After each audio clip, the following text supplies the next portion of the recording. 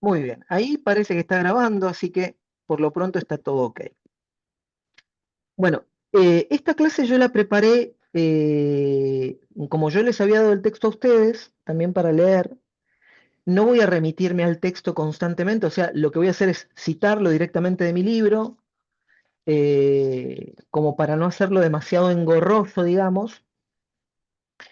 Ustedes vayan frenándome, ¿sí? Porque como es una clase que podríamos denominar de integración, voy a ir reuniendo todo lo que hemos visto hasta ahora para orientarlo a esta cuestión de la teología de los primeros filósofos griegos, con lo cual, nada, cuando necesiten frenarme, habilitan el micrófono y me dicen Diego, Diego, y freno.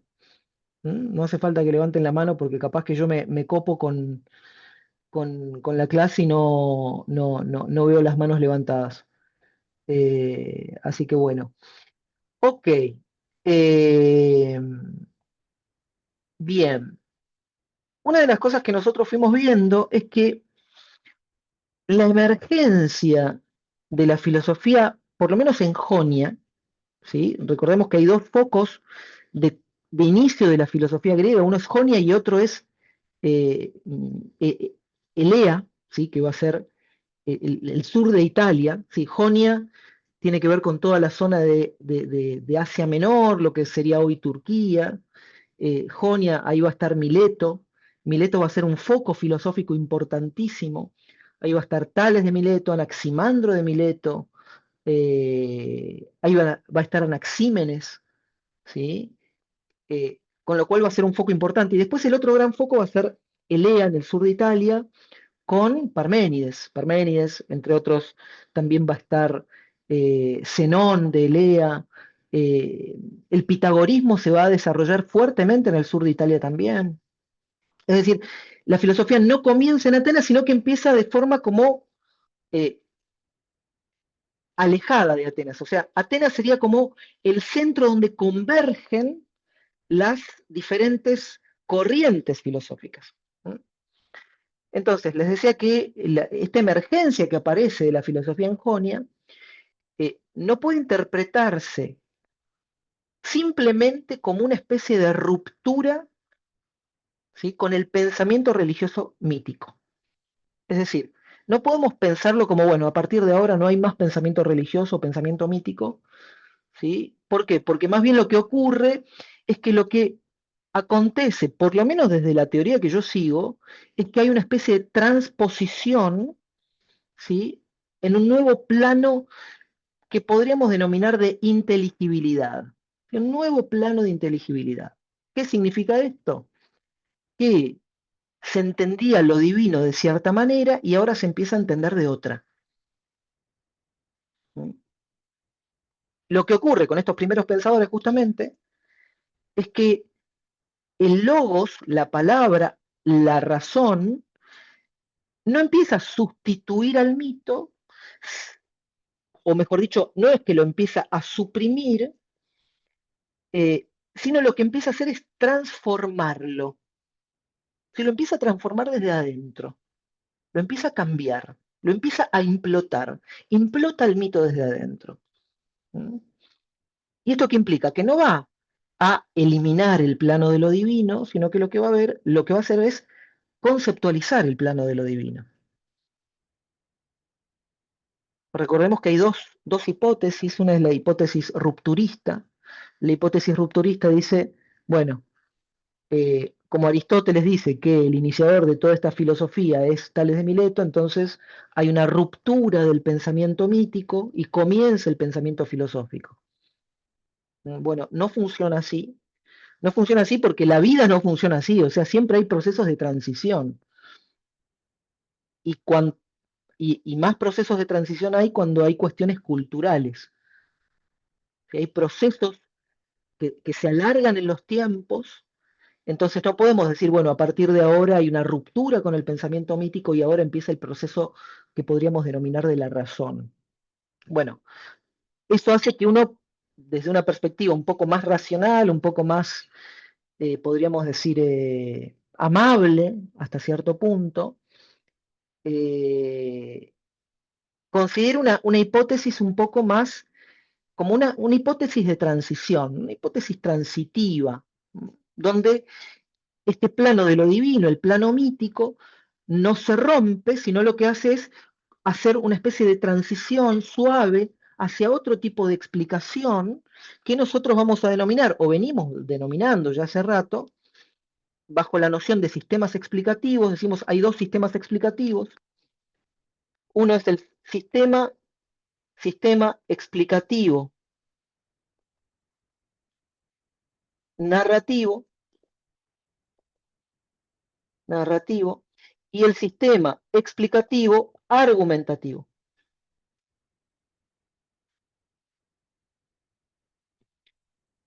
Yo esto lo suprimo en sen y sea.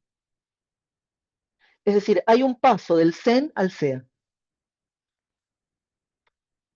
El sen, sistema explicativo narrativo, el mito narra,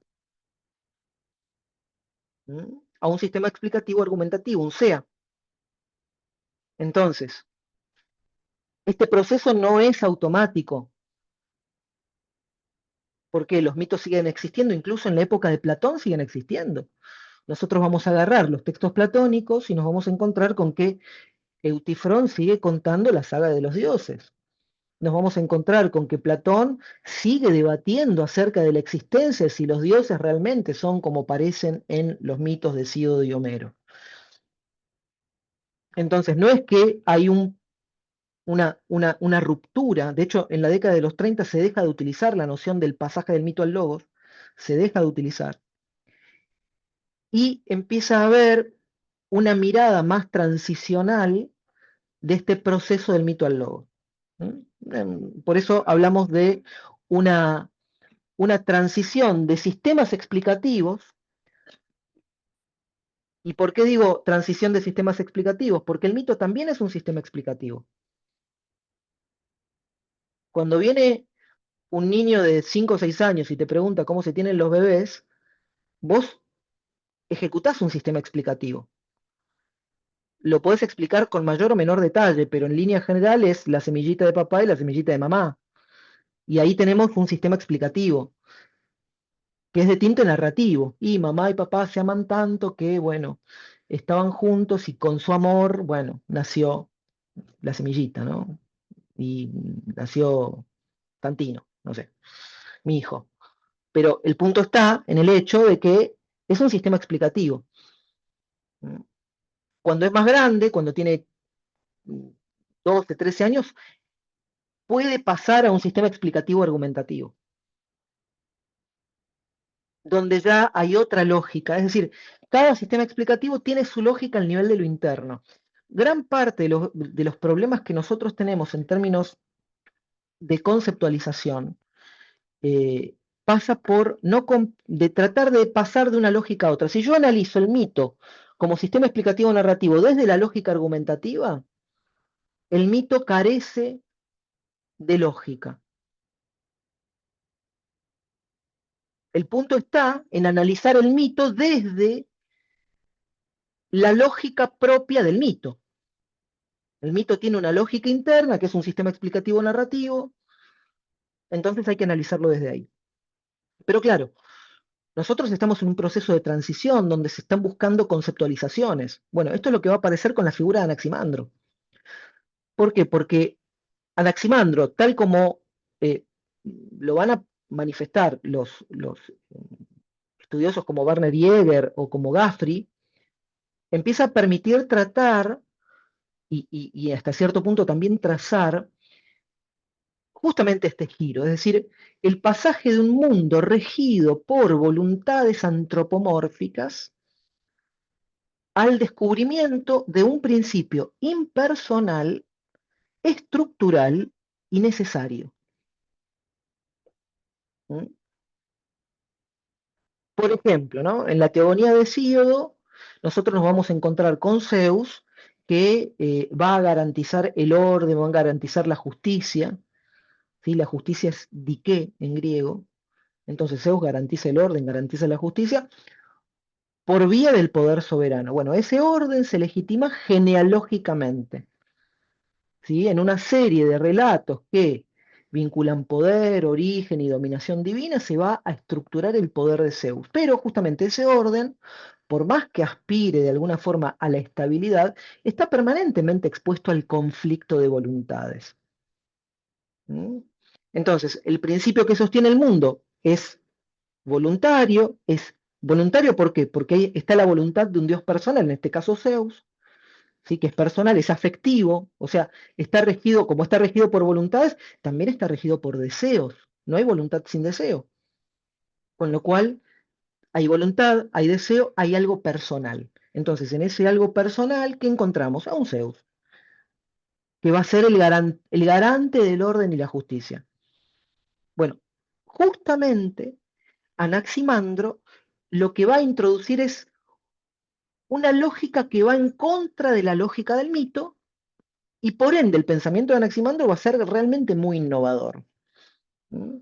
Porque justamente cuando Anaximandro introduce la noción de apeirón, lo infinito, apeirón, no, no introduce simplemente una cosmología diferente, sino que lo que hace es introducir un principio radical de orden impersonal, que nosotros lo venimos trabajando ya en las últimas dos clases, ¿no? Que decíamos, bueno, ¿qué es lo que pasa con el apeirón? Bueno, el apeirón es lo mismo que Dios, pero está quitado del orden de lo personal. Ahora vamos a ver qué implica todo esto, ¿no? Porque, ¿qué implica que sea algo del orden de lo impersonal? ¿En qué afecta? ¿Cómo se estructura el pensamiento a partir de eso? ¿Y dónde está la cuestión tan innovadora que propone Anaximandro en todo este contexto?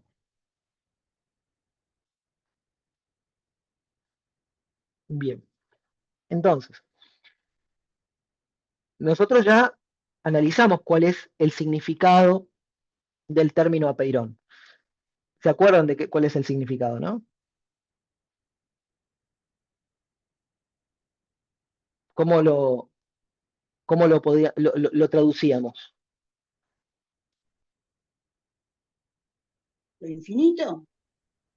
Lo infinito, exactamente. Lo infinito, lo indefinido, lo indeterminado, ¿sí? Son todos términos que son acordes, ¿sí? A la noción de apeirón.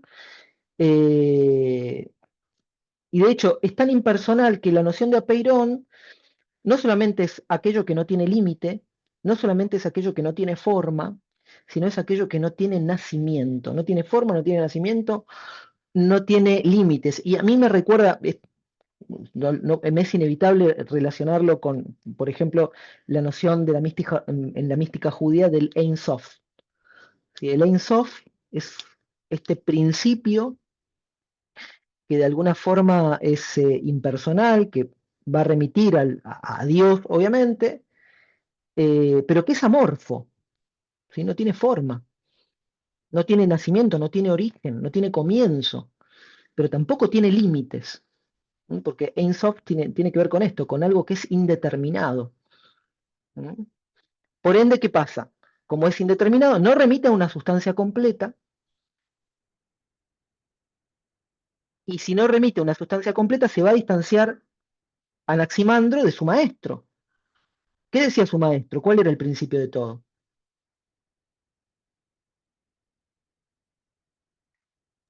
El Tales arjé. era el maestro, ¿no? Claro, el Argés era Peirón para Anaximandro. Ujú. Pero para, por ejemplo, para Tales de Mileto, ¿cuál es el Argé?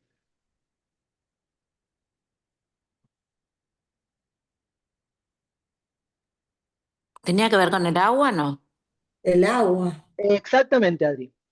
Tenía que ver con el agua. El para Tales es el agua, el principio de todo. Claro, cuando nosotros decimos agua, automáticamente se nos viene la botella, ¿no? O sea, nos viene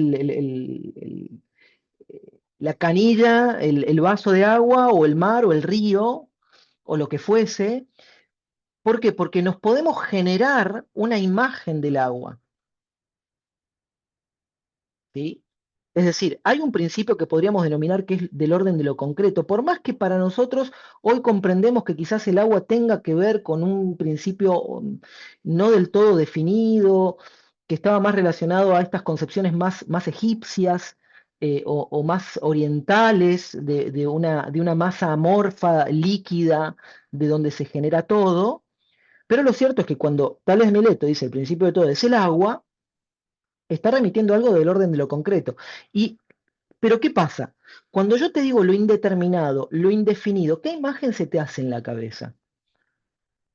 Porque por lo menos con el agua tenés una imagen, no importa si es un vaso de agua, pero tenés una imagen. O tenés un río, se te ocurre, no sé, el mar, ¿sí? O lo que sea, que tenga agua. Pero cuando decís lo indefinido, ¿qué imagen se te forma en la cabeza? No hay imagen, no hay imagen. ¿Por qué? Porque justamente lo que hace Anaximandro es introducir un principio, una sustancia que no es concreta. De hecho, no es una sustancia concreta. Lo que hace es introducir una condición de posibilidad de la existencia, una condición de posibilidad del ser. ¿Mm? Que esto es justamente lo que va a observar Jäger. Si nosotros vamos al texto de la teología de los primeros filósofos griegos, nos vamos a encontrar con que Anaximandro lo que dice Jäger es: el apeirón no es solamente un concepto cosmológico, sino también una idea teológica en el sentido más profundo. Sustituye a los dioses como fundamento último del mundo. Entonces, Jäger ya lo captó al toque. O sea, la noción de apeirón va a sustituir a los dioses como fundamento último del mundo, ¿sí? Como principio. ¿Por qué? Porque va a ser eterno, porque es indefinido, no tiene límites. Si no tiene límites, no solamente no tiene límites en tanto espacio, sino tampoco tiene límites en tanto tiempo. Es indefinido en tiempo y es indefinido en espacio. ¿Mm? Y como es indefinido, es incorruptible, es ingenerado, no puede ser vencido, no puede ser sometido, no puede ser agotado. Y esto, habíamos dicho, esto se parece mucho, si nosotros lo traemos un poco más al presente, con el primer principio de la termodinámica. Nada se pierde, todo se transforma. Es decir, la noción de apeirón está íntimamente relacionado con la noción científica del primer principio de la termodinámica. Obviamente que Anaximandro no lo va a enunciar de esa manera. ¿Mm? Entonces decíamos, es un principio que es eterno, que es incorruptible, que no tiene principio ni nacimiento, no puede ser vencido, ni sometido, ni agotado, y todo esto se lo podemos aplicar a Dios. ¿Mm? En cualquier caso. Esto, de hecho, lo va a mencionar un poco también Gafri, ¿no? Porque para Gafri va a poseer los atributos que en la tradición griega, ¿sí?, estaban reservados exclusivamente a lo divino. Y esto lo dice en el texto que yo les había pasado de Historia del Pensamiento de la Filosofía Griega, en el primer volumen que aborda toda la cuestión de los presocráticos. Ahí lo va a decir clarito, ¿no? O sea, va a sustituir a la noción que los griegos tenían de lo divino. Pero lo que pasa con Anaximandro es que no solo no se limita, ¿sí?, a proponer un principio, ¿sí? No es el único aporte que hace, porque también lo que hace es introducir una lógica que desborde el relato mítico, ¿sí?, que tiene que ver con la noción del equilibrio necesario y de la justicia cósmica. O sea, dos nociones que estaban atribuidos también al orden de lo divino. ¿Mm? Equilibrio necesario y justicia. Una justicia que no es una justicia legalizada, no es una justicia de tribunal, pero sí es una justicia que podríamos denominar de justicia cósmica, ¿no? Bueno, y ahí entra el fragmento B1, ¿sí? DK12B1, que va a ser el fragmento de cita, que nosotros ya lo habíamos visto, ¿no? Esta cuestión de que pagan la culpa unas a otras según el orden del tiempo o el ordenamiento del tiempo. Bueno, justamente este pasaje que nosotros vamos a repasarlo un momento. Esta debe ser la número 36 que lo leemos a Anaximandro, más o menos, ¿no? A ver si lo encuentro a mano. Denme un momento que ya lo... Eh, presocráticos. Mm. Eh, Deca 30. No me digas que este es el volumen 2. ¿Qué te digo que yo agarré el volumen 2? Denme un momento. Esto suele pasar, Tomás, no te asustes. Presocráticos 1.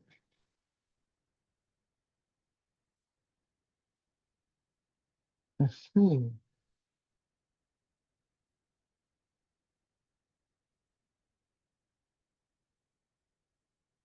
Bueno, a ver,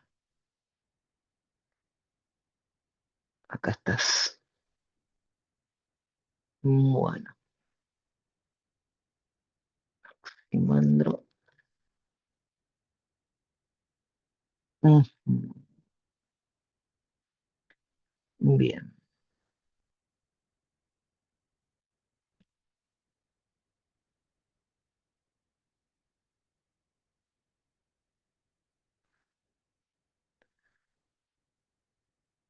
12.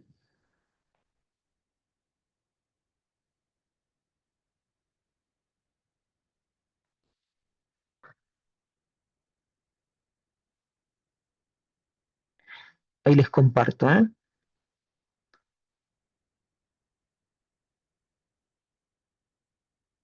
Perdón, ¿en qué libro estás? ¿En el Eh, de Jäger? eh, la compilación de los presocráticos. Ahí les ¿De quién? comparto. De Engersland. Ah, ya.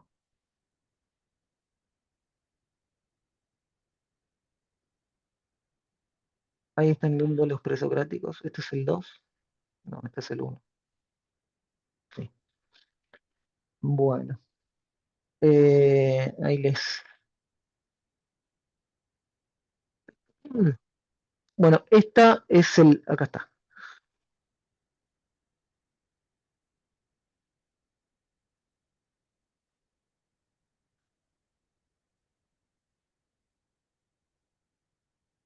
Mm.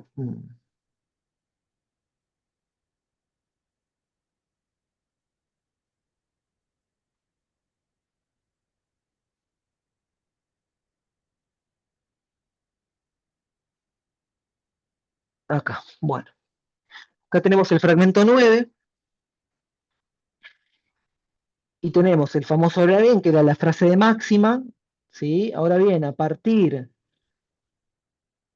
de donde hay generación para las cosas, allí también se produce la destrucción según la necesidad, y acá está el fragmento de mínima que para Engersland es el fragmento textual, el fragmento 12b1, que es, y que dice, en efecto, pagan la culpa unos a otros y la reparación de la injusticia de acuerdo con el ordenamiento del tiempo. Ese fragmento es clave porque es sobre lo que nos vamos a basar gran parte del resto de la clase, digamos. Entonces, justamente en ese fragmento, que es el fragmento que va a recolectar Simplicio, que es el fragmento que va a comentar de la física de Aristóteles, que va a retomar de Teofrasto, eh, tiene una apariencia sumamente enigmática, casi casi del orden de lo místico. eh, Básicamente es revelador porque lo que dice es que el cosmos, ¿sí?, no va a necesitar una intervención divina para garantizar la justicia. ¿Mm? ¿Por qué? Porque el propio ser, ¿sí?, estructurado por este apeirón del que va a hablar Anaximandro, va a encarnar propiamente una especie de ley de compensación y restitución. De hecho, esto lo va a decir Jäger en la misma teología de los filósofos griegos, ¿no? Cuando dice, Anaximandro seculariza el poder de Zeus, pero no lo disuelve, dice. Lo inscribe como legalidad objetiva en el seno mismo del ser. ¿Sí? Dice, no disuelve la teología divina, no la disuelve. Lo que hace es la inscribe como una legalidad objetiva en el seno mismo del ser. Bueno, justamente este gesto, que lejos de representar una negación de lo sagrado, como podría haber habido en las religiones eh, que se practicaban en Grecia, como por ejemplo los mitos eleusinos o los ritos eleusinos o los ritos órficos, que tenían una representación de lo sagrado donde Zeus aparecía como una unidad personal que garantizaba el orden del cosmos, etcétera. Acá va a aparecer algo completamente distinto. ¿Por qué? Porque a pesar de que no va a negar el orden de lo sagrado, va a tender a reconfigurarlo racionalmente. O sea, a lo divino lo va a racionalizar, a lo divino lo va a conceptualizar. En este sentido, lo que hace Anaximandro es no eliminar lo absoluto. En realidad lo que hace, en vez de eliminarlo, lo piensa. No lo da por hecho, lo piensa lo sagrado en otros órdenes, y por ende está introduciendo ya no un principio mitológico explicativo, una narración de lo explicativo, es decir, una explicación narrada, sino una explicación argumentada. ¿Qué hace? No invoca dioses, lo que hace es deducir principios. En vez de invocar un dios, invoca un principio. Es decir, que en el pensamiento lo que hace Anaximandro es que lo sagrado se vuelve estructura. Y lo que antes era de alguna forma lo absoluto, se vuelve ley. Y lo que nos vamos a encontrar es que mientras Zeus, por ejemplo, reinaba sobre el cosmos, el apeirón no reina, el apeirón no manda, no castiga, no regula, no equilibra, ¿sí? No funda. Entonces, Y ahí lo Zeus que, ahí Zeus enloquece y manda rayos para todos lados con, claro, con esta nueva exacto, Zeus, definición. claro, bueno, Zeus tiene esta particularidad, ¿no? Que lo que hace es Debe haber sido una lucha me imagino ahí, unas elecciones y, entre estos dos conceptos. pero imagínate que sí, porque por ejemplo a Sócrates lo mataron por introducir nuevos dioses. Tomemos en cuenta también que en Mileto no es Atenas. Atenas tiene una constitución, vos pensá, y esto no es un dato menor, pero las leyes atenienses, por ejemplo, para que Platón pueda habilitar su academia, tuvo que nombrarla. O sea, no existía la personería jurídica, pero vamos a hacer de cuenta que existía la personería jurídica. ¿Mm? La personería jurídica de la Academia Platónica era una entidad artística dedicada a las musas. ¿Sí? O sea, en los escritos, en lo que podríamos denominar el, ¿cómo se llama esto? En los registros notariales de la época, si uno quiere jugar con el término, ¿Mm? Tiene que ver con esto, ¿no? Era una entidad artística dedicada a las musas. ¿Por qué? Porque no existía la filosofía como tal, pero tampoco era un templo. Hola, buenas noches, Marilovis. Eh, Así que bueno, esto como que evidencia de alguna forma cómo es todo tan nuevo que no había leyes que lo regulen, como pasa con un montón de disciplinas, ¿no? O sea, hay un montón de disciplinas que pasó en su momento con el psicoanálisis, por ejemplo, ¿no? Que no tenía una regulación y necesitó ser regulado. Lo mismo pasó con la filosofía, por ejemplo, en Buenos Aires. Piensen que la carrera de filosofía se habilita recién con el peronismo después del 45. Hasta ese Perdón, momento, y con los lenguajes simbólicos. Lo Con mismo con pasa los hoy. lenguajes simbólicos, eso está todo el rato. Tengo una, Todo, perdón, una sí, compañera que es una representante del tarot, del tarot, digamos, ¿no? Un lenguaje en el que yo estuve un tiempo, ahora no. Estoy con astrología, que es otro lenguaje simbólico. Y ella en los congresos siempre decía, cuando nos tenemos que presentar, los otros son abogados, médicos, qué sé yo, y cuando me preguntan a mí, yo digo, yo soy analista de acontecimientos, porque no claro. puede decir soy tarotista, bueno, no podía decir soy tarotista o soy astróloga, ¿no? Analista de acontecimientos. Está buena la denominación, está buena, está buena. Analista de acontecimientos. Bueno, un poco lo que pasaba, ¿no? En esa época, porque justamente a Sócrates lo terminan eh, obligando a beber la cicuta en gran medida por ciertas acusaciones falsas, como eran corromper a la juventud y en segundo término la introducción de nuevos dioses, que es lo que se denomina apostasía, es decir, a Sócrates lo acusan de apostasía y justamente tiene que ver con esto, ¿m? Con introducir una explicación completamente distinta del orden de lo, lo, lo divino, que ya no tiene nombre, ya no va a ser así, por ejemplo, en Heráclito. En Heráclito va a seguir apareciendo Zeus, pero Zeus va a aparecer como una figura, no ya del orden de lo divino antropomórfico, sino, él dice, por ejemplo, en uno de sus fragmentos, este principio quiere y no quiere ser llamado Zeus. Dice, quiere y no quiere ser llamado Zeus. Y este quiere y no quiere tiene que ver un poco con esto, con este estado de transición, ¿no? Esta transicionalidad de un tipo particular de sistema explicativo, de sistema explicativo narrativo, al paso del sistema explicativo argumentativo. Paso que está Heráclito justo en el medio y Parménides también está justo en el medio, ¿no? Porque Parménides va a hacer filosofía a partir de un poema mitológico. Entonces, este proceso de transición lo vamos a ver siempre. Lo que va a pasar con Anaximandro O sea, no les tocó va la a más ser, fácil. No les tocó la más ¿cómo? fácil porque que en esa etapa de transición les tocó un poco la más difícil porque era romper con estructuras que estaban muy arraigadas y que se exponían, no era fácil, digamos. O sea, Tal si a cual, Sócrates tal lo cual. obligaran a hablar cicuta, cualquiera podía perder la cabeza.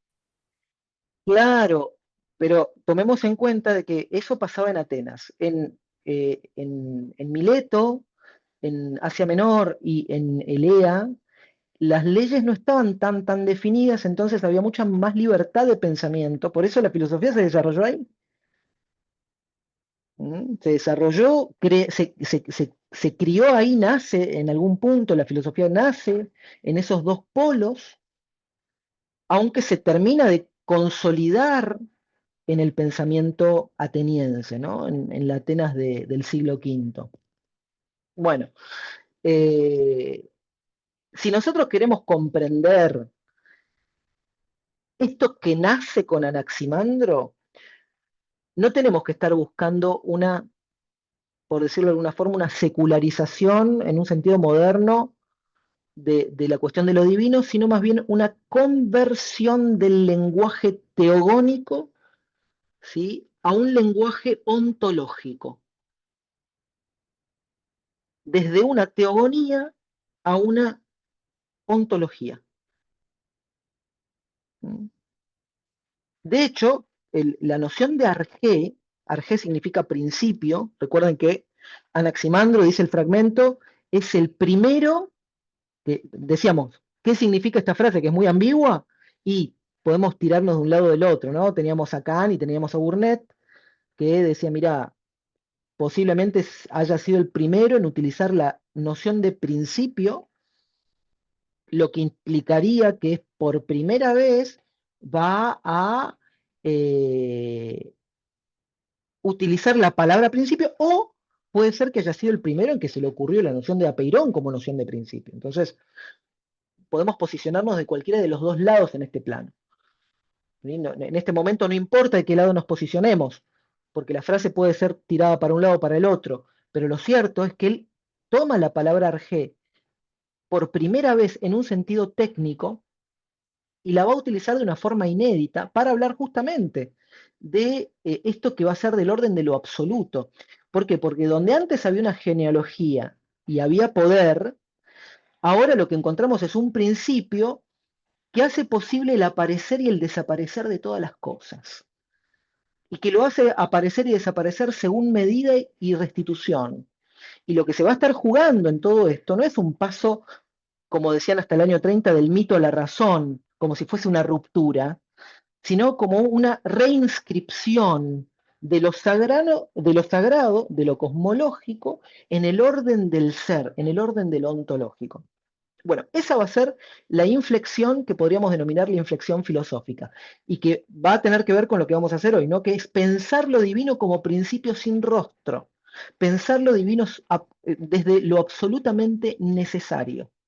¿Sí? Va a ser un principio justamente sin rostro. Bien. Es decir que en lo que va de la clase hasta ahora, nos vamos a empezar a meter adentro en una de las transformaciones más decisivas del pensamiento occidental, ¿sí? Que va a ser este pasaje transicional de un sistema explicativo narrativo a uno argumentativo, pero ahora en una dimensión teológica. ¿Qué implica esto?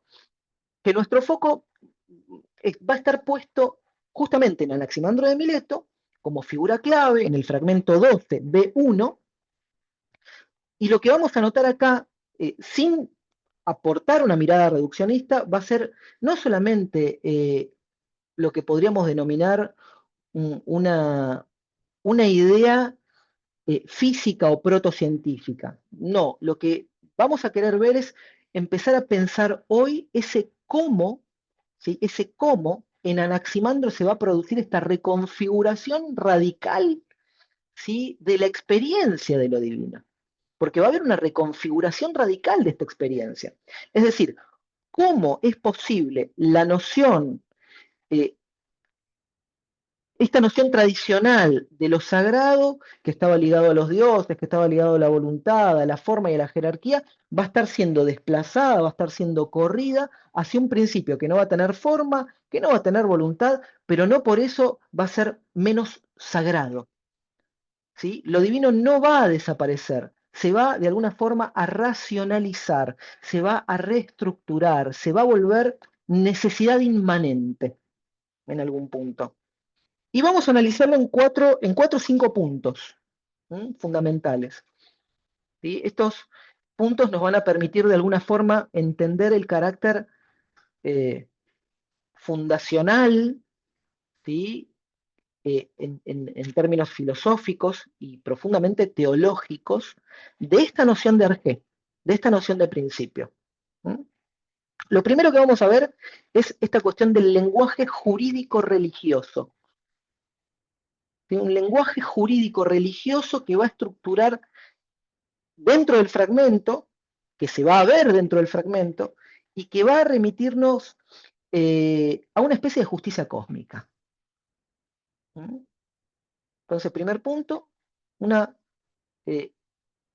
transformación desde un lenguaje jurídico-religioso de esta estructura jurídico-religiosa o cósmica. El segundo punto tiene que ver con la noción de Apeirón, es decir, la naturaleza de Apeirón como principio divino. Un principio divino que, como dijimos, no tiene rostro, no tiene límites, portador de eternidad y de legalidad.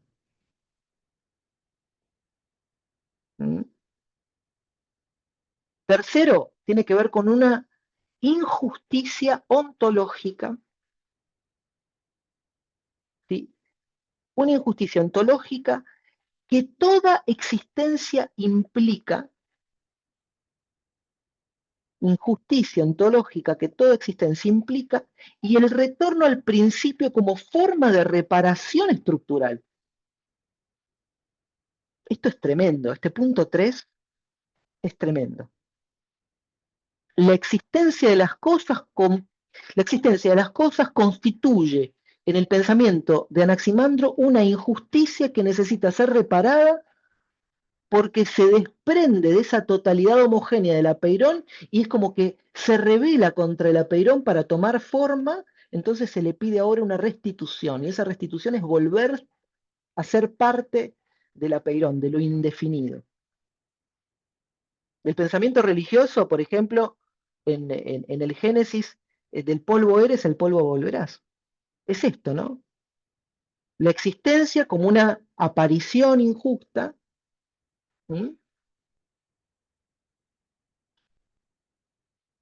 Al separarse del apeirón, de lo infinito, se corrompe. Claro, toma entidad. Para que le respondo también porque está relacionado con esto que vos dijiste, Gra. Se desprende del texto de Anaximandro, porque el texto de Anaximandro dice, pagan unas a otras por su injusticia según el ordenamiento del tiempo. ¿Mm? Entonces, este pagan a otras también se puede traducir como restitución, se puede traducir como reparación, como pago, si en este caso Lan lo traduce como pago de culpas, ¿sí? Pagan la culpa unas a otras, ¿sí? Se desprende de ahí. De intriga nomás, no, está bien. Bueno, pero lo podemos, a ver, se los leo de vuelta para que lo repasemos. Se lo van a terminar aprendiendo de memoria esto, ¿eh? Sin querer, ¿eh? Pero se los leo así sin necesidad de compartírselos. Dice, en efecto, pagan la culpa unas a otras y la reparación de la injusticia de acuerdo con el ordenamiento del tiempo. Ahí está la idea de la restitución de la injusticia, digamos. Ahí no sé si te salvé la duda, Adri.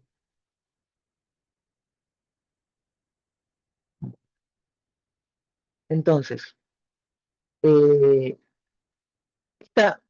por eso estamos hablando de una especie de injusticia ontológica.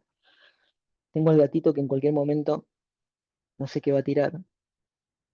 Bueno, esta injusticia ontológica que de alguna forma hace que toda existencia que se desprenda de esta masa, que en este sentido es el apeirón, necesita retornar a ese principio. ¿No? Y ese retornar a ese principio es lo que podríamos llamar la reparación estructural, según el ordenamiento del tiempo. El cuarto punto. Perdón, es como el volver a Sí, uno, ¿no? A la esencia del sí, ser. sí, exacto, sí, sí, sí, sí, sí. Se desprende de la esencia del ser, conforma una entidad independiente, pero esa entidad independiente Anaximandro la toma como una injusticia por ese desprendimiento, entonces tiene que volver. Claro, como todo el viaje de la vida que cuando también parece injusto, la justicia está en volver al centro. Lo podemos ver más científicamente si querés. Nada se pierde, todo se transforma. Claro, exacto, sí, sí, sí. Porque ¿Sí? me O resuena desde sea, un montón de lugares. O la ley de causa y efecto, bueno, un montón, ¿no? bueno, a ver, en ese aspecto, a ver, vení, vení, eso, chao, ¿Qué nombre tiene tu gato? ¿Algún chao. nombre filosófico? Apeirón, Estaría Mirá, yo muy le digo bueno eso. gatito y viene. mi Ah, sí. vida. Sí, Debe estar porque en realidad reclamando no es, justicia, por eso se asoma. no, está reclamando justicia. Vos es que es un gatito que empezó a venir a casa, porque no es nuestro, digamos, es un gatito que viene. Y se quedó, o sea, se empezó a quedar un día. Fue como esos que te dejan primero el cepillo de dientes, después se dejó una muda de ropa y ya se instaló. Así que ya es parte de la casa, digamos. Los Eh, gatos te eligen. los gatos sí, es cierto, los gatos te eligen. Entonces, el punto está en que esta idea de Anaximandro, de que todo vuelve al principio, de que todo vuelve a este uno, uno no es frase de Anaximandro, pero que vuelve a ese estado primordial, a ese estado a Peirón, a ese estado de infinitud, ¿sí?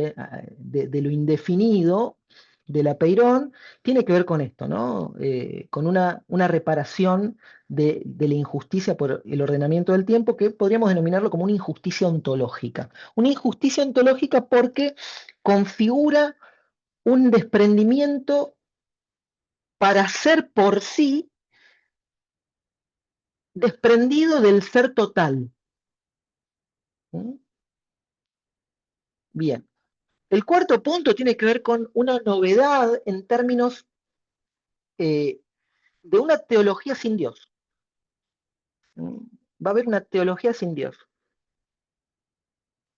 Donde antes había, por ejemplo, una ley cósmica, perdón, donde antes había una intervención divina, ahora va a haber una ley cósmica. ¿Mm?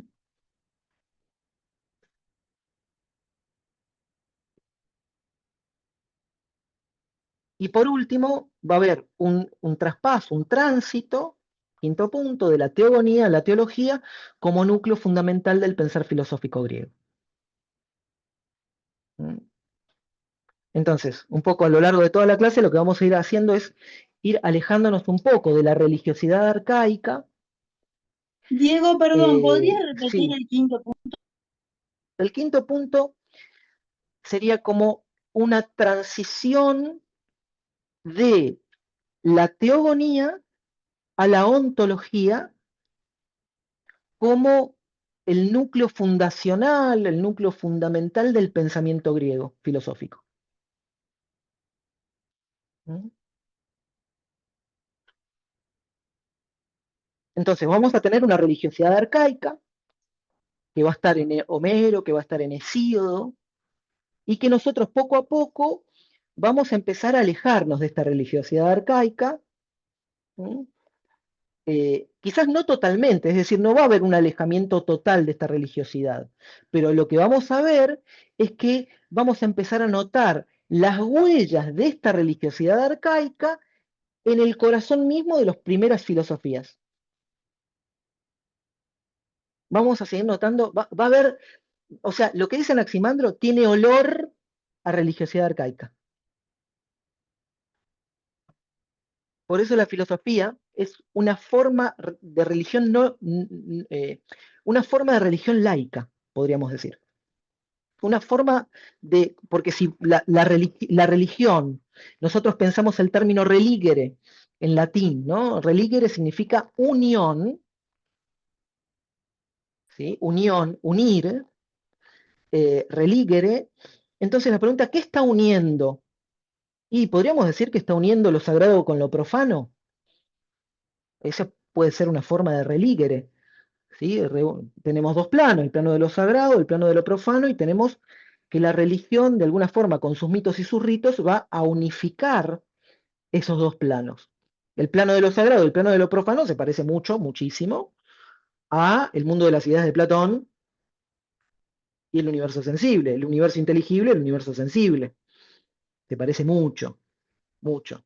Entonces, si la cuestión es que la filosofía lo que va a hacer es unir el mundo sensible con el mundo inteligible, básicamente es lo mismo que hace la religión cuando une el mundo de lo profano con el mundo de lo sagrado. Entonces está utilizando terminología filosófica para lo que arcaicamente las teologías órficas, las teologías eleusinas o dionisíacas, que eran los tres grandes rituales iniciáticos de la religión griega, especialmente el orfismo y el orfismo y el eleusismo, van a unificar lo sagrado y lo profano en la filosofía. Por ejemplo, si tomamos el caso platónico, va a unificar el plano de lo inteligible con el plano de lo sensible. Entonces la filosofía media, ¿no? Esta cuestión de mediar entre estos dos mundos. Bueno, lo que va a pasar con Anaximandro es que vamos a ver este pasaje todo el tiempo. Ok, ¿preguntas hasta acá?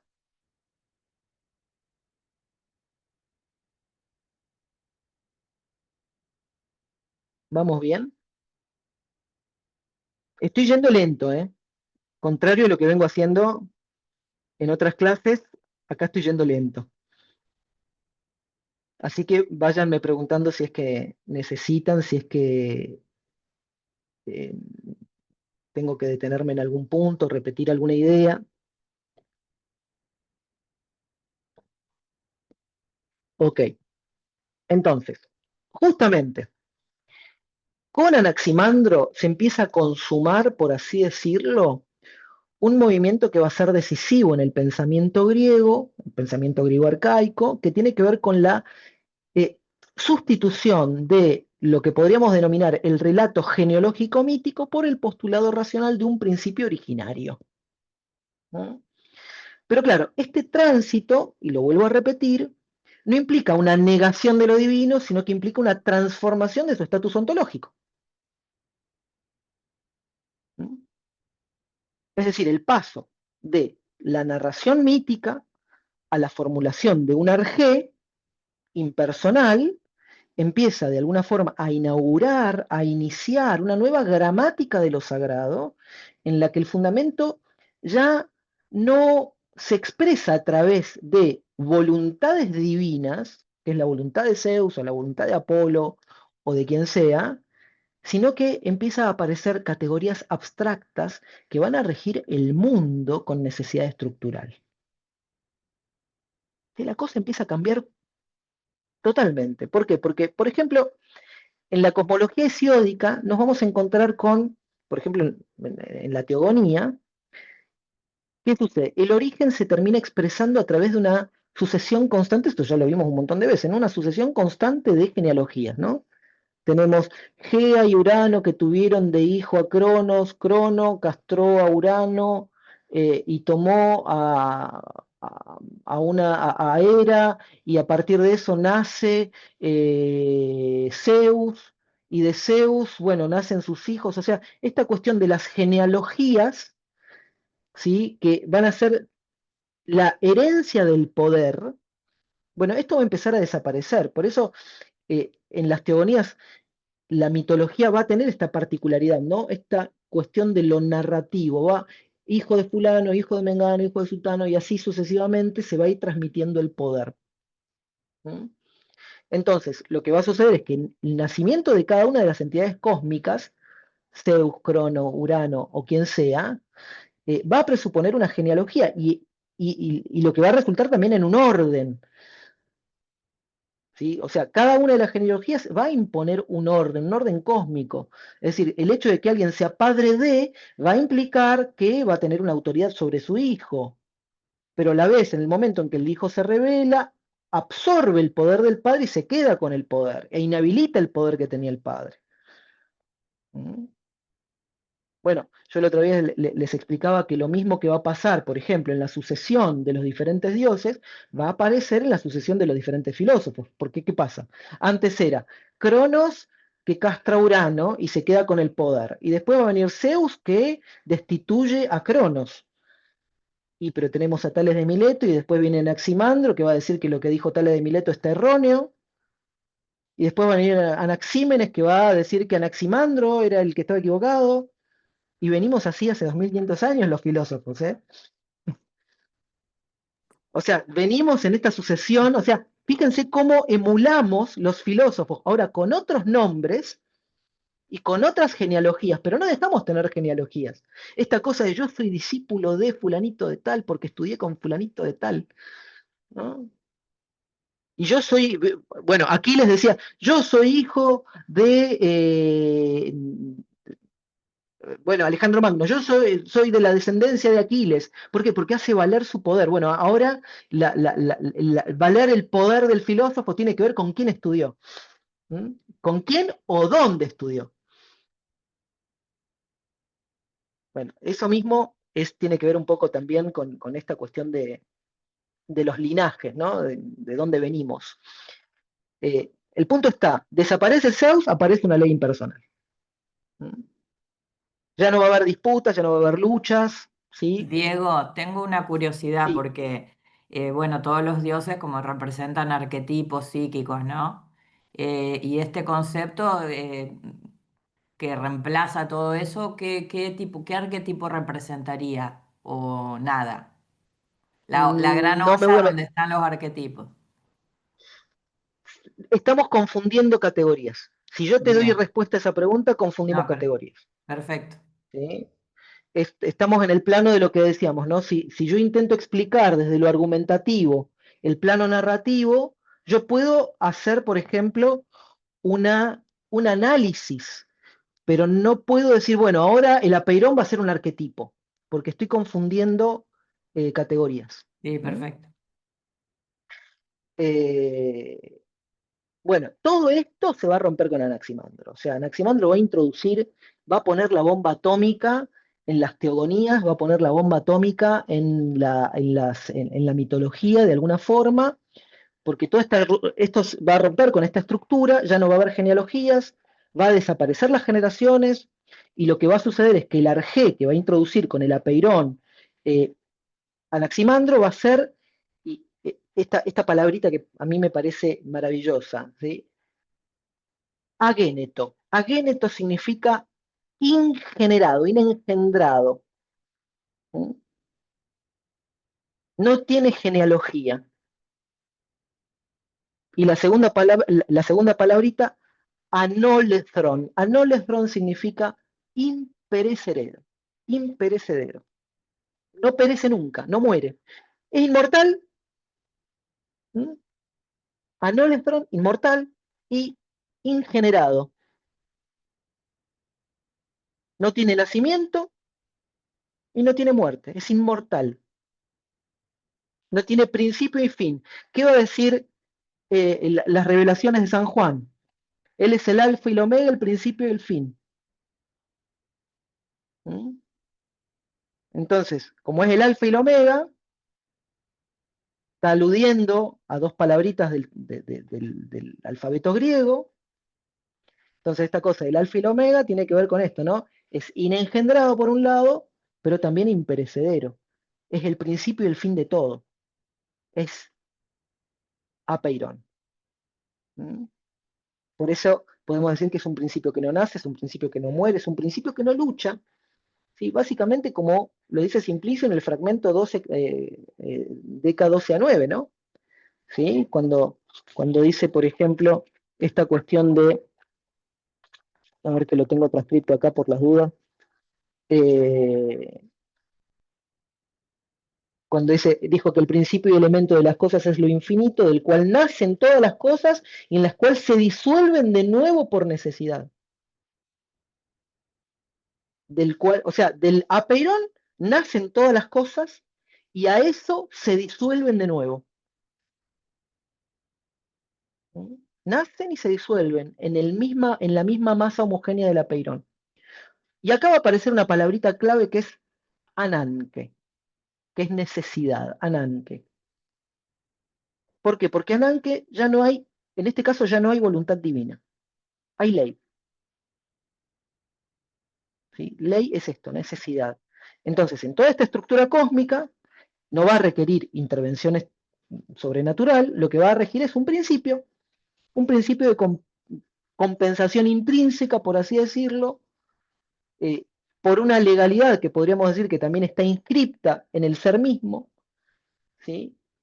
Y que si nosotros vamos un poco bueno, Gaffrey decía algo así como que la justicia cósmica reemplaza el arbitrio divino, ¿no? ¿Sí? Esta cosa de la justicia cósmica reemplaza el arbitrio divino, donde las cosas pagan la culpa unas a otras según el ordenamiento del tiempo, bueno, tiene que ver un poco con esto. ¿Sí?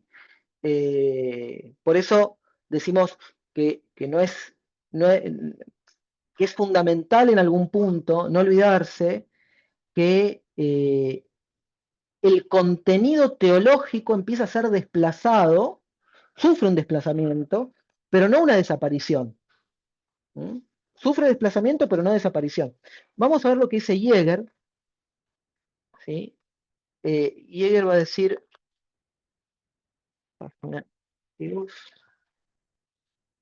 okay.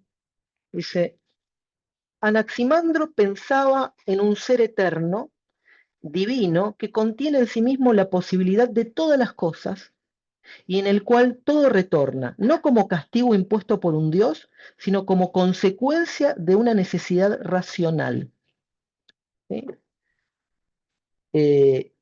O sea, en la mente de Anaximandro está esta cuestión de que hay un principio eterno, un principio divino, y que contiene todas las posibilidades, y que a todas esas posibilidades se retorna todo.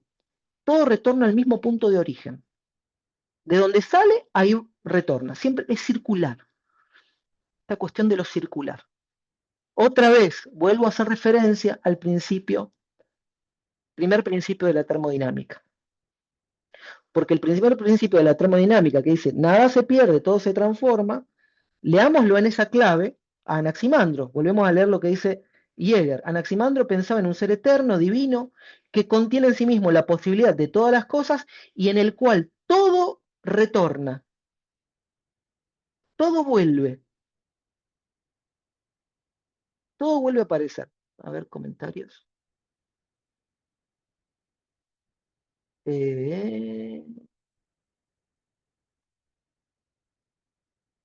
¿Cómo dicen?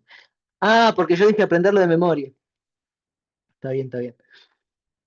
Bueno, a ver, yo creo que lo hemos repetido tanto que a esta altura se van a empezar a dar cuenta que lo van a repetir. ¿No les ha pasado de estar, a mí me pasa, capaz que yo estoy medio loco también, ¿no? Pero estar durmiendo y de golpe despertarte, y me ha pasado más de un viernes esto, ¿eh? Y repetirme para adentro Anaximandro, ¿eh? Después de la clase con ustedes yo termino así. No sé si les Ojalá, pasa. pero no. No, Igual me ha pasado entonces soy el también único. para exámenes y eso, sí, de engancharme con eso. Y cuando estudiaba diseño, que usaba Sí. mucho Illustrator, como lo que manejo, tipo los nodos y esas cositas, era como que me acostaba y seguía, no podía parar. Uf. Me imagino los telemarketers que tienen que decir siempre las mismas Uf, frases, o sea, debe ser terrible, debe ser terrible. no, no, no. Me imagino, me imagino. Mira, yo tengo estoy hablando de años de facultad, año 2001. eh, Nada, yo siempre cuento, yo era un fascinado de las clases de griego, y teníamos un examen en un momento, y teníamos que hacer el análisis sintáctico de un texto, ¿no? Y nos lo habían dado como TP, como trabajo práctico. Bueno, el tema es que no le encontraba la vuelta, no me cerraba el análisis sintáctico que yo hacía, sentía como que faltaba algo. Y me acuerdo, nada, me fui a dormir, ¿no? Y en un momento me despierto de golpe a las 3 4 de la mañana y digo, claro, es un predicativo subjetivo obligatorio, no me lo olvido más. Fui y lo analicé como un predicativo subjetivo obligatorio y dije, ah, me cerró todo. Y salió bien, o sea, digo, aparece, no te digo que aparece en un sueño, pero se ve que el inconsciente en algún punto busca una salida, ¿no? Eh, bueno, la cuestión es que debo confesar de que yo termino las clases y capaz que me despierto a las 6 de la mañana y estoy repitiendo Anaximandro. Nada, rayos del oficio. Espero que no les pase, porque puede que no los deje dormir. Ahora, ustedes se dieron cuenta que llevamos 3 clases con una frase de Anaximandro, ¿no? Ustedes se imaginan tratar de estudiar a Platón. Tiene 36 diálogos, Platón. Y gran parte de mi investigación sobre Platón tiene que ver con las doctrinas no escritas. O sea, piensen en esa idea o sea, las doctrinas no escritas, ¿de dónde carajo están si no están escritas? ¿Sí? Bueno, eso Lo es lo que tuyo nos... es un apostolado, Diego. Claro, bueno, ya llega un momento que es pasional esto, ¿no? Bueno, no por nada es Eros, esto es Eros. O sea, si no hay Eros en esto, difícilmente, si no hay amor, ¿no? Si no hay ese amor pasional, eh, esto es imposible. Eh, Y, o Me sea, tiene el que gustar. dinero no te mueve. Claramente que el dinero, lo económico, lo lucrativo no te mueve, es pura pasión.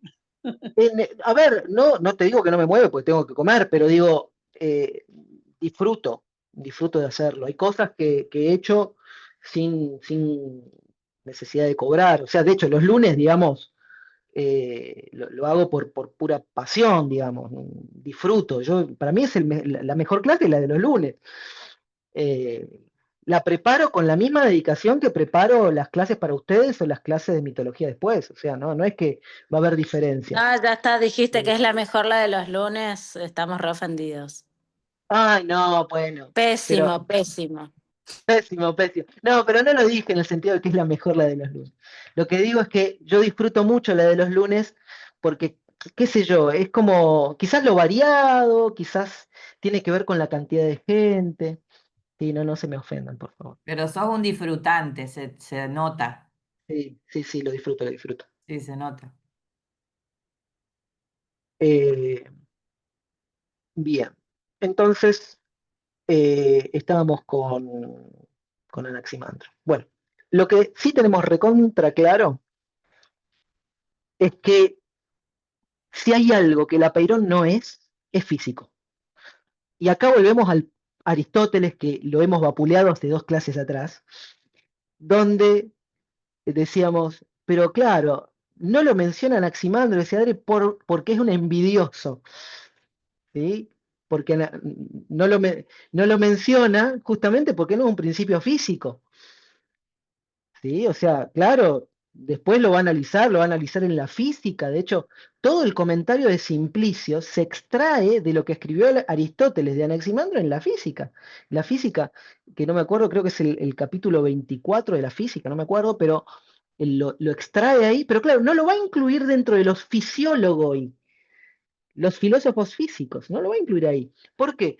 Porque no es un principio material, no es el agua de Tales, no es el aire de Anaxímenes, no es el fuego de Heráclito, no son los 4 rizómatas de Euclides.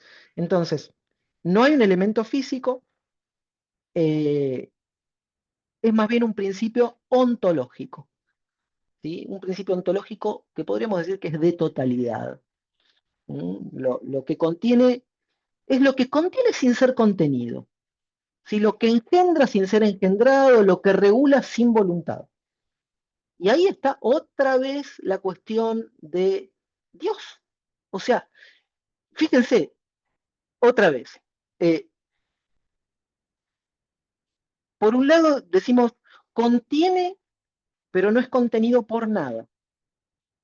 Engendra sin haber sido engendrado.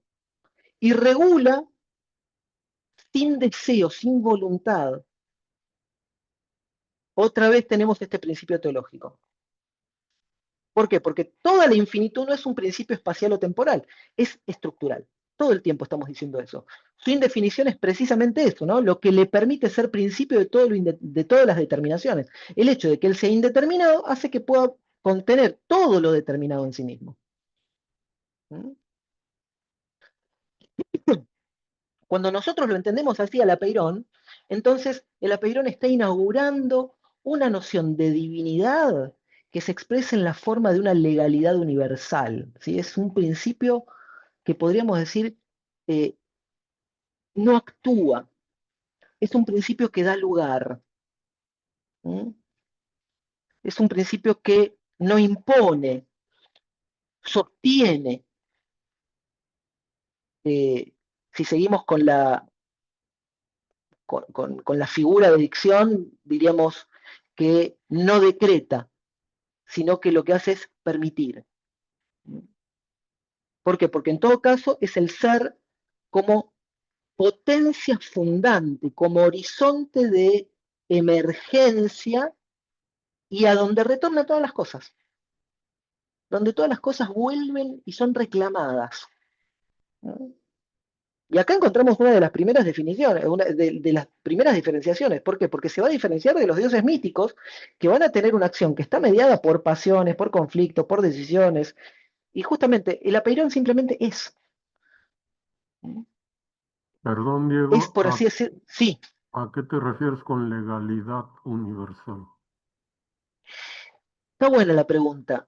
No hay una. ¿Viste cuando decís es la ley de la vida? Que Ujú. las cosas desaparezcan. Por ejemplo, eh, el principio de entropía. Principio de entropía, ¿qué dice? Que básicamente cualquier elemento tiende a su destrucción. es una ley que podríamos denominar ley natural. Pero si nosotros hablamos de ley natural en términos de Anaximandro, estamos utilizando el término natural de manera anacrónica. Ahora, sí podemos pensar en una ley cosmológica. ¿Por qué? Porque cosmos en griego, y acá, por eso, pues si yo hablo de ley cósmica, cosmos significa orden.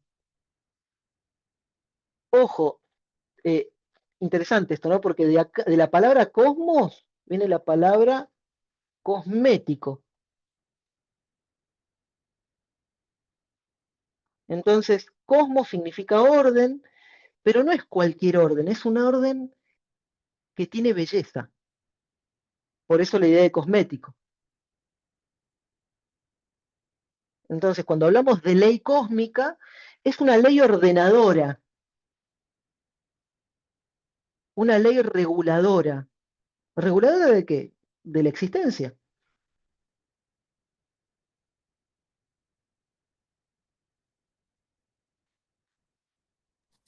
Para mí es Película, como sí, reducir, o sea, es como ir realmente a la esencia de las cosas, porque lo material o lo que es finito, determinado y demás, o lo que tiene forma, nada, siempre es algo cambiante, pero lo otro tiene algo de ley en el sentido, no sé, de que hay algo que siempre es, que para mí, no sé, es como que tiene que ver con el movimiento, con algo más espiritual, por el hecho de no tener forma. eh, no sé, para mí como que tiene que ver más con la verdad. Eh, o sea, hay gente igual que ve lo contrario, que ve la verdad en lo que es determinado, en lo que es concreto, en lo que se puede medir, pero a mí me gusta Naximandro, ¿no? está bien, no está perfecto.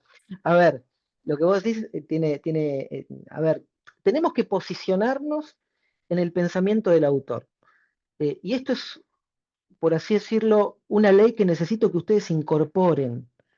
eh, pero ley en todo sentido, porque muchas veces cometemos el error de pensar un pensador por fuera del pensamiento del autor. ¿Mm? Entonces, es un poco lo que le decía yo recién a Mines, ¿no? O sea, si yo quiero pensar el apeirón como arquetipo, y se me complica porque estamos en planos distintos de racionalidad. Ahora, lo que decías vos recién, Adri, está perfecto. Es decir, sí, es un principio que tenemos que pensarlo más espiritualmente, más anagógicamente, si queremos. ¿Mm? Porque si no lo pensamos anagógicamente, no podemos comprender este pasaje de lo teológico a lo ontológico. ¿Mm? Y cuando digo espiritualmente, no me estoy refiriendo a espíritus, ¿no? Me estoy refiriendo a algo del orden de lo trascendente, algo del orden de lo no material. Eh, Recién les iba a mencionar una película con esto del ordenamiento del tiempo, de que pagan a otros mutuamente la culpa. Película pochoclera, película para pasar el tiempo. Destino Final. ¿Mm? En Destino Final, la trama ¿cuál es? Una muerte reemplaza a otra. Vida por muerte. O sea, para que algo nazca, algo tiene que morir. Es Anaximandro. Véanla en clave Anaximandro. Y hay filosofía hasta en Destino Final. Claro, Especialmente la uno, justo especialmente la pensaba, 2. justo pensaba que evidentemente la grandeza de Anaximandro de que es como que es una lente que permite mirar cualquier objeto a lo largo de la historia, desde cualquier disciplina, ¿no? Entonces, como es genial. Por eso también, A ver, impresionante. es un pensador inaugural, ¿no? Es un pensador Claro, inaugural. impresionante. Él introduce algo que no existía hasta ese momento. O sea, eh, también acá tenemos que ver un poco este carácter de la filosofía como eh,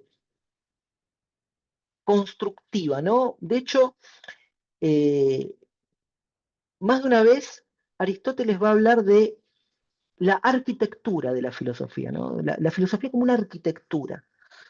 Porque en la arquitectura vos vas poniendo ladrillito por ladrillito. Y capaz que vino Tales de Mileto y puso un ladrillito. Y después vino Anaximandro y puso 2 o 3. Pero esos 2 o 3 permitieron la columna. Pero si no hubiera existido Tales que puso el primer ladrillito, ¿sí? Y que tradujo en términos materiales esa conceptualización que quizás había tomado de los orientales, y que dijo, todo remite al agua, que ni siquiera, a ver, de Tales solamente tenemos fragmentos A, o sea, testimonios, no tenemos fragmentos B, ¿eh? Tenemos fragmentos A. O sea, nosotros sabemos lo que decía, pero no sabemos si realmente decía esto que decía. ¿Mm? Entonces, Tales le dice que es el primero en iniciar esta filosofía, este tipo de filosofía, pero podríamos decir que fue un ladrillito, sí, fue un ladrillito. Y también es cierto que después va a venir Anaximandro y sobre ese ladrillito va a construir una columna sobre la cual se va a eh, desarrollar todo el edificio. ¿Sí? Kant habla de palacio de pensamiento, ¿sí? Porque son palacios, son castillos, ¿sí? Castillos de pensamiento. Y esos castillos tienen muchas habitaciones en el medio. Hay algunas en las cuales todavía yo ni siquiera he entrado. Diego, quiero preguntarte porque yo voy a ser de las mandadas a hacer para salirme del pensamiento, del pensamiento del autor. ¿Cuál sería un tip, una práctica o cómo uno respeta la posición del autor? Más que la posición del autor, lo que tenés, para poder interpretar a un autor, tenés que ir primero a su época, Ujú. pensar desde la época en la que está escribiendo, pensar desde el lenguaje que está escribiendo, por eso hago tanto hincapié en el tema de los términos. No importa que no sepan griego, o sea, tienen la palabra peirona, hay que desarrollarlo a partir de esa palabra. Eh, y hacer un esfuerzo mental por permanecer en eso que dice ahí. Claro. Es un esfuerzo mental, ¿eh? Pero Sí. ojo, es un ejercicio que también sirve para escuchar a otro. Porque muchas veces lo que hacemos es, cuando escuchamos al otro, lo escuchamos desde nuestro propio marco de referencia. Entonces, por eso tantas veces yo digo, lo que hace el filósofo es que tiene un entrenamiento en una escucha hermenéutica, que es escuchar al otro dentro del marco conceptual, ideológico y de pensamiento que el otro tiene. Mm. Y eso no es fácil, no es fácil. Y cuesta un montón, Claro, cuesta sí, un es que va montón, a ser porque un uno tiende a entrenamiento. imponer. Va a ser un Claro, entrenamiento, por lo menos para mí, que estoy segura. Así que pero sí, gracias por eso. mira, por algo que a mí me ha ayudado, y ahí te tiro un tip, yo no soy mucho de los tips, pero esto te puede ayudar. eh, Cuando estás leyendo un libro, primero hay un error que la gente suele cometer. En línea general lo comete siempre que se introduce en filosofía, suele cometerlo. Y es eh, comer variado. Come variado. Un día te agarra Platón, otro día te agarra Kant, otro día te agarra Foucault, otro día te agarra una novela de García Márquez. Cuando empezás con filosofía es disciplina. Yo estoy con Foucault. Estoy con Foucault. ¿Me puedo distraer? Sí, tengo como permitidos. Tengo mis permitidos. Ahora estoy en dieta Foucault, ¿no? Pero tengo permitidos. ¿Cuáles son los permitidos? Y bueno, tengo ganas de leerme un texto de, no sé, de filosofía antigua, pues a mí me fascina la filosofía antigua, entonces me compro un texto de filosofía antigua y lo leo. Termino ese texto, ese es mi permitido. Vuelvo a Foucault. Y así durante un año. Entonces estoy un año con un autor y lo exploto y vuelvo. Y lo que hago es generar referencias cruzadas. ¿Qué son las referencias cruzadas? Referencias cruzadas son en el margen del texto, me anoto dónde, como ya leí 3, 4 libros del mismo autor, ¿qué hago? Ah, pero esta frase, esta idea ya la repitió en otro lado. ¿Dónde la repitió? ¿En qué contexto? Entonces voy, trato de hacer memoria y le empiezo a buscar, le empiezo a buscar, le empiezo a buscar hasta que la encuentro. Entonces ahí armo una referencia cruzada. Entonces pongo, por ejemplo, ¿no? Yo tengo dos textos importantes de Werner Jäger, uno es Paideia, otro es la teología de los primeros filósofos griegos, entonces tengo esos dos textos. El de Paideia es grueso así. Pero ¿qué hago? Como ya lo leí en su momento, agarro y me marco, ah, esto ya lo dijo cuando abordó el tema de Anaximandro, pero lo abordó desde el punto de vista de Aristóteles, ahí voy y hago la referencia cruzada. Y después me acuerdo que Platón, che, pero Platón también menciona a Anaximandro. ¿Dónde lo cita Anaximandro? Entonces empiezo a buscar dónde cita Anaximandro Platón. Y ahí planteo la otra referencia cruzada.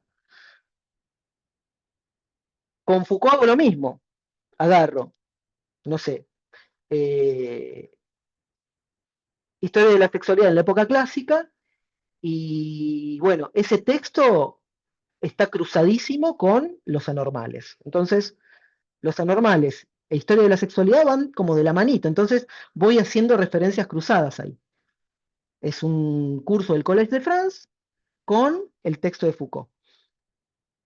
Entonces, esas referencias cruzadas me permiten permanecer en el autor y busco, y esto lo aprendí de los exégetas judíos. Los exégetas místicos judíos decían que, y esto lo repite Lutero también, lo repite Lutero con respecto a la Biblia, pero el mismo principio lo podemos aplicar a cualquier texto filosófico. Y ese principio es, en Lutero era, la Biblia se explica a sí misma. ¿Qué significa la Biblia se explica a sí misma? Que, por eso, por ejemplo, las Biblias protestantes, Lutero, calvinistas, las Biblias protestantes, tienen mucha referencia cruzada. Mucha referencia cruzada. Van a tener en el medio una columnita, no sé si tengo alguna por acá para mostrarles. Están del otro lado, bueno, no importa. Ah, ya tengo uno.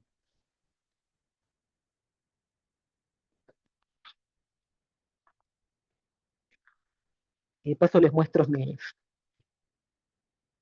porque a las referencias cruzadas de esto tengo yo mis propias referencias cruzadas, ¿no? Eh, Fíjense esto, ¿no? Acá en el medio tienen la referencia cruzada de la traducción, ¿no? Entonces tienen unas letritas después de cada versículo que los remite a una referencia cruzada.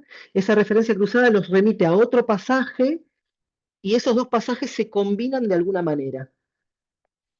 Pero además de esto, tengo yo acá en el margen mis propias referencias cruzadas, ¿no?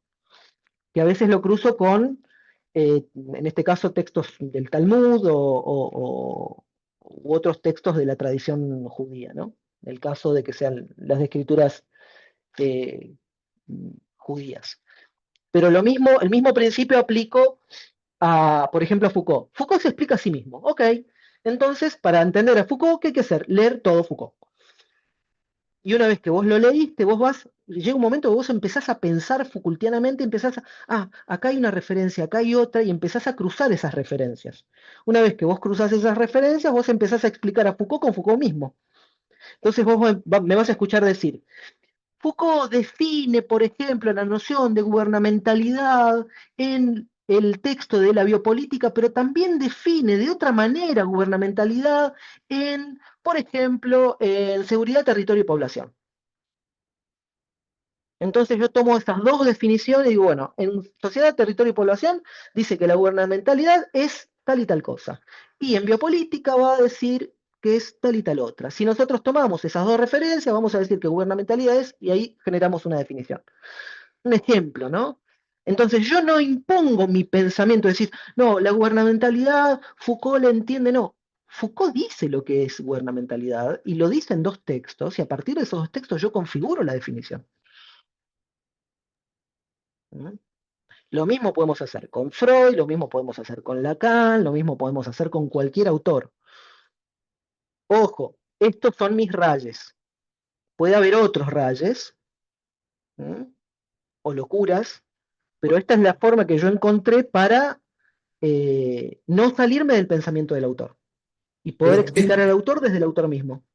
pero, y si lo abstraemos un poco más, es casi un proceso metodológico que sirve para analizar distintos aspectos. A ver O cómo lo sea, pensaste vos. yo lo asocié mucho, digamos, al día a día laboral mío, ¿no? Yo ese, ese análisis de referencias cruzadas, no sé, en el día a día mío, qué sé yo, en proyectos donde tengo múltiples contratos, lo que busco es la gestión de interfaces, Se cortó. puntos comunes que no están cubiertos por ningún contrato. Entonces hago el mismo procedimiento metodológico de análisis. Busco una parte del alcance del contrato, que en otro contrato que tiene otra parte del alcance del proyecto hay una zona gris que no lo cubre ninguna cláusula o ninguno de los contratos ejecuta una parte del proyecto. Pero eso si lo abstraigo como un proceso metodológico de análisis, me sirve Tal cual, para cuestiones personales o para cuestiones laborales. Es como un proceso de análisis estructurado, ¿no? tal cual, Eso, tal eso cual. que dice Gus, bueno, lo vimos en historia de la psicología también. Eh, pero esta cosa, bueno, yo por un lado para leer soy muy de subrayar con lápiz, después subrayo con lapicera y después palabras claves o cositas con resaltador. O sea, tipo voy reduciendo a lo esencial, pero bueno, lo que decía de que vimos mucho en historia de la psicología es el tema de reconocer como el recorte del autor, lo que toma y lo que deja. A ver, no sé, un Anaximandro, toda esa línea, es obvio que no tienen como mucho contacto con la cosa científica, pero sí con un mundo más abstracto. Y nada, es súper rico lo que dan, pero siempre, o sea, no hay autor y no hay persona, o sea, así como también vemos las personas, como está muy buena estas características de esta persona y como que trae algo súper copado al mundo, pero le falta todo esto. Eh, Nada, y todos los autores y todos los textos tienen como ese lado de lo que toma y lo que deja y lo que nos aporta y lo que no puede ver. No sé, ponele, hoy hablabas hace un rato de esto como una cosa de padre e hijo y de autores que se suceden y que de alguna forma es como que ganan más poder los que vienen después, pero yo creo que a la vez es como una evolución, ay, yo tomo lo tuyo, pero le aporto lo que yo veo del mundo y hago algo como más evolucionado y que no solo pasa a nivel personal, padre, hijo, la evolución de una familia también históricamente, o sea, el pasaje del mito a lo racional, no sé, como que se lo puede ver en muchos puntos. Perdón, y yo me voy muy por las ramas. No, no, pero está bien, porque, a ver, vos mencionaste recién la psicología. La misma metodología lo podemos utilizar para escuchar a un paciente. O sea, si tomamos al paciente, pensémoslo 2 minutos, como dice Derrida, no hay nada fuera del texto. Entonces, el paciente es texto. Y cada día de su vida es una página del texto de diferentes capítulos, ¿sí? Que va escribiendo y que nos va relatando. Entonces, en su relato, nosotros podemos armar referencias cruzadas, porque nos va a haber contado algo hace 2 semanas atrás que, oh casualidad, se relaciona con algo que acaba de decir. Entonces yo puedo armar una referencia cruzada. Y no me salgo del autor. ¿Mm? Entonces, del autor en este caso, bueno, Foucault en ese aspecto dice en que es un autor que básicamente hay que matar al autor, ¿no? Al autor hay que matarlo, lo que significaría que lo que nos queda es el texto, y al quedarnos solo el texto, con el texto podemos hacer lo que queramos. Bueno, yo acuerdo y no acuerdo con eso, yo soy más, como tengo esta beta más filológica, es como que para mí el autor me dice mucho, su historia, la historia del autor a mí me habla. eh, en eso quizás soy un poquito más lacaniano, esta cosa de quien dice de sí, entonces cuando el autor habla me está revelando quién es, entonces a mí me interesa quién es el autor, ¿no? O sea, lo que dice el autor. Pero bueno, eso es un poco respondiendo a la pregunta de Mines con respecto a cómo entrenar esta capacidad de mantenerse dentro del autor para generar la empatía con el autor y tratar de pensar desde el autor. ¿Mm? Una vez que uno piensa desde el autor, después te podés salir del autor. Esto es lo que va a hacer Aristóteles. Aristóteles va a llevar agua para su molino todo el tiempo. Lo hace Foucault con el texto de Kant. Lo hace Foucault con el texto de Kant. Agarra el texto de Kant, el que es la ilustración, y lo hace mierda.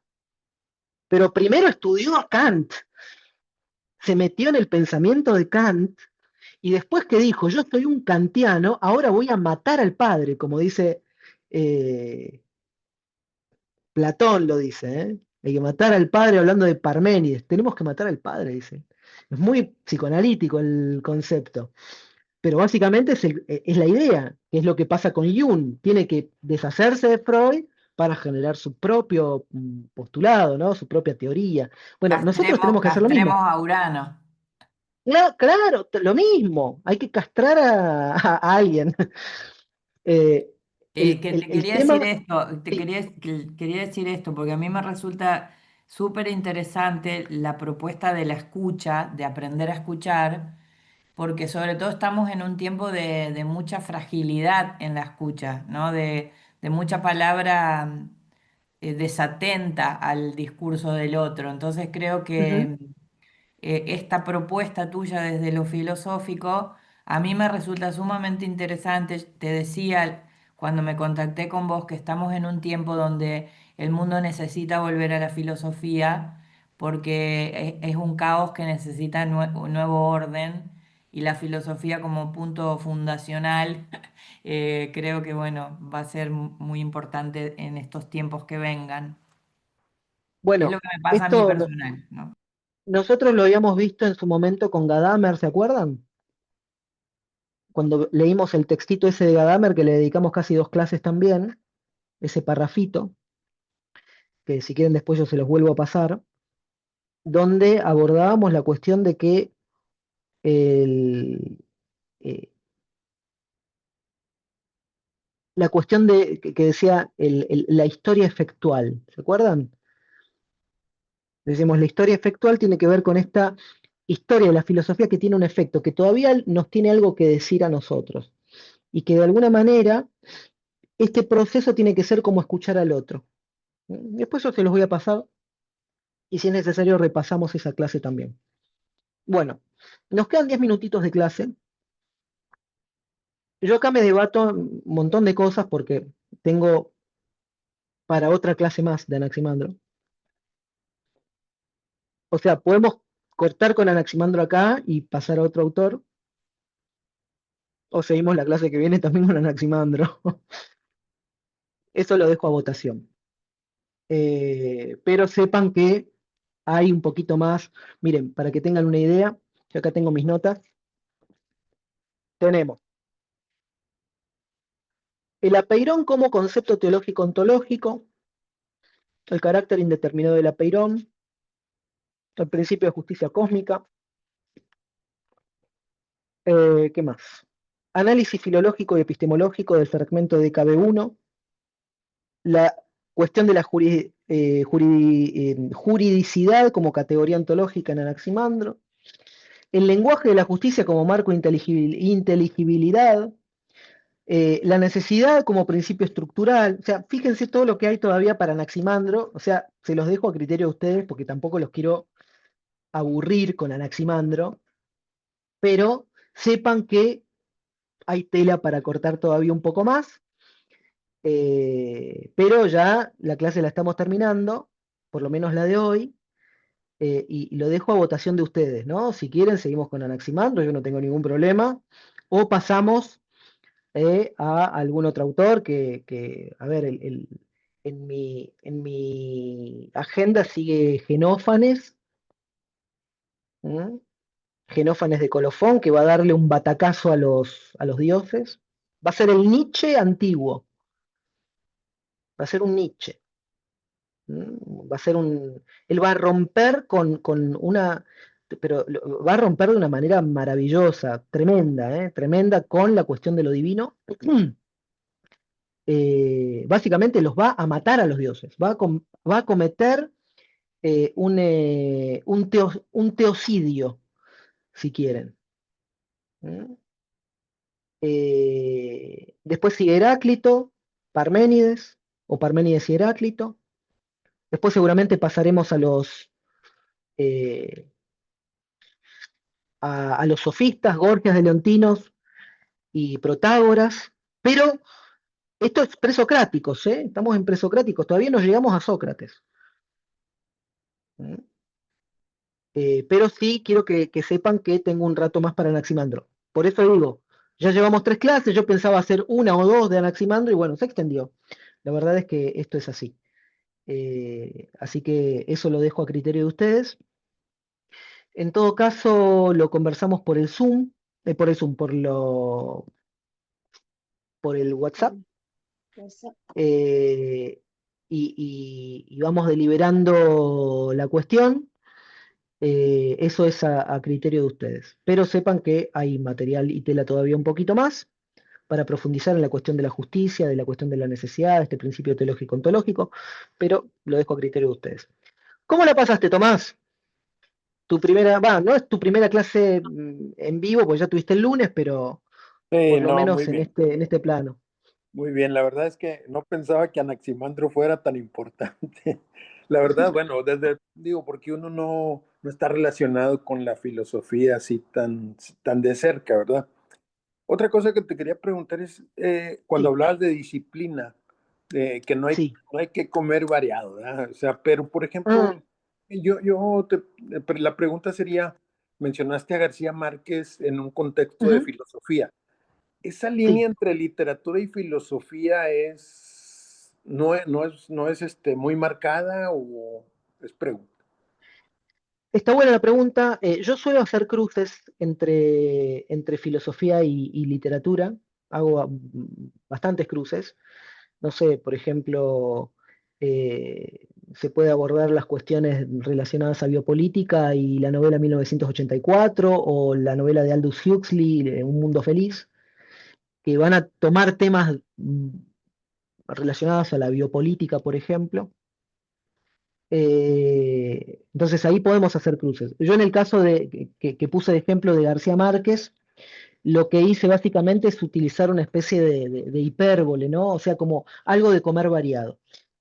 Cuando hablo de disciplina, que eso ya creo que se entendió, tiene que ver con seguir rigurosamente un autor hasta por lo menos agotarlo.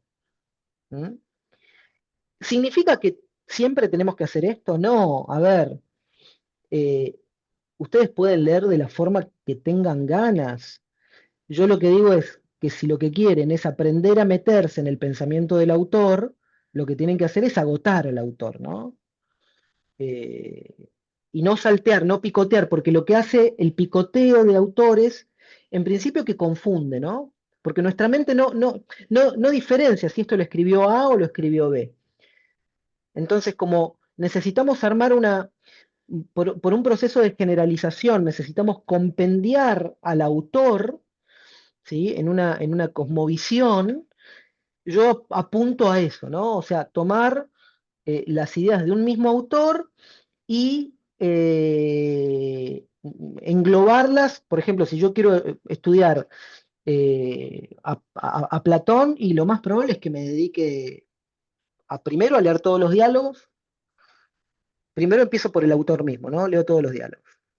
Después de leer todos los diálogos, y lo que hago es fijarme qué es lo que me interesa. ¿Me interesa la noción de inmortalidad del alma?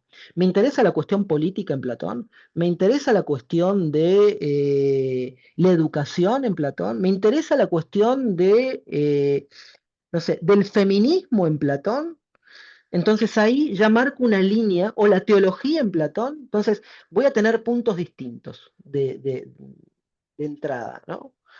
Lo mismo va a pasar con Aristóteles. Si quiero abordar la cuestión metafísica va a ser una cosa, si quiero abordar la cuestión ética va a ser otra. Entonces, en ese sentido es disciplina en el sentido de, bueno, me voy a dedicar a este autor y lo voy a leer hasta poder agotarlo.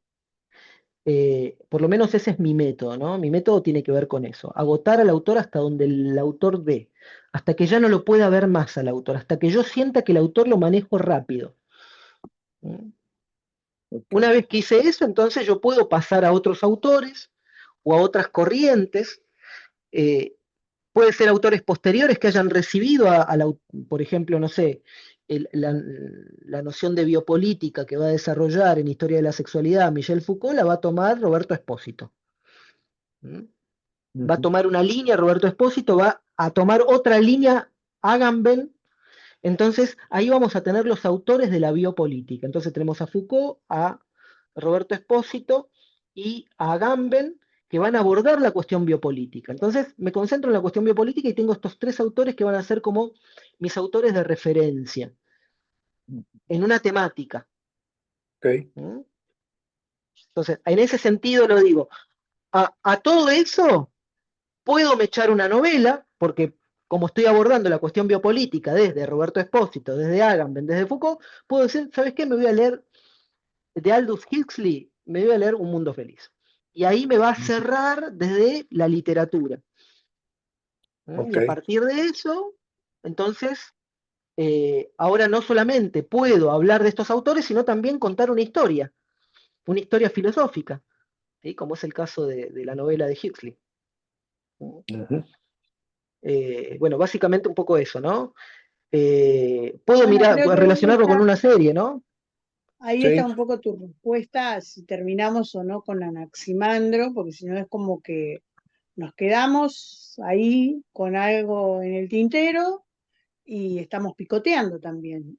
Creo que bien vale la pena, vos lo mencionaste como un pensador inaugural, Anaximandro, por lo tanto habría que exprimirlo todo lo que podemos, ¿no? Eso es que los dejo a criterio de ustedes, delibérenlo después en el grupo, para mí es lo mismo. Eh, a ver, yo no tengo problema con los autores, o sea, podemos seguir charlando de Anaximandro 3 clases más, no tengo drama.